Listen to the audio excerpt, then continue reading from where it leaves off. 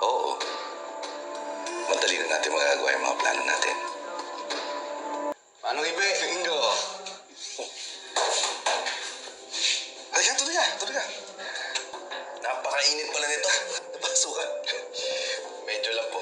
Pero di lang. Napakaganda ng timing ng paglapit mo sa akin. Kaya nga po eh. Hintayin ko na lang yung kontrata. Ay, pwede mo na mag-CR bago bumounce. Medyo.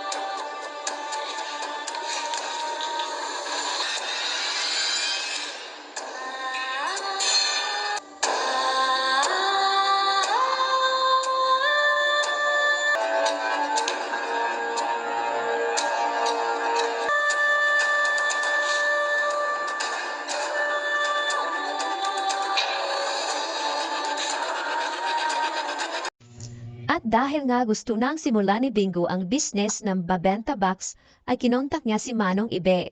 Matatandaan na si Manong Ibe ang pinuntahan ni Nagling at Bingo noon sa La Sinfonia. At ito nga ang magiging supplier sa negosyo nilang mabenta box. At nakipagkita nga si Bingo kay Manong Ibe. Nagulat pa si Bingo dahil may bahay pala ito sa Maynila. Sabi naman ni Manong Ibe ay pumupunta lang naman daw siya sa bahay na ito kapag may kinalaman sa mga negosyo niya. At nag-usap nga ang dalawa tungkol sa kontrata ng kanilang negosyo. Pauwi na sana si Bingo nang biglang gusto niyang mag-CR. Sinamahan siya ni Manong Ibe patungong CR nang tumunog ang cellphone nito. Sabi ni Bingo, ay sagutin niya na lang po yan. Ako na po bahalang hanapin kung saan ang CR. Pumasok si Bingo sa isang kwarto, sa akalang ito ang CR. Ngunit biglang may napansin siyang kakaiba. Tiningnan niya ang larawan at nagulat siya sa nakita sa kwarto ni Mang Ide. Ito ay puro mga larawan ni Cindy at meron pang isang naka-frame.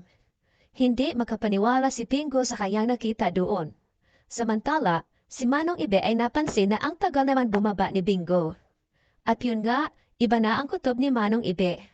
Dali-dali siyang pumunta sa taas. Ano kaya ang mangyayari?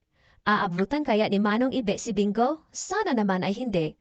Yan ang ating aabangan bukas dito lamang sa Can't Buy Me Love.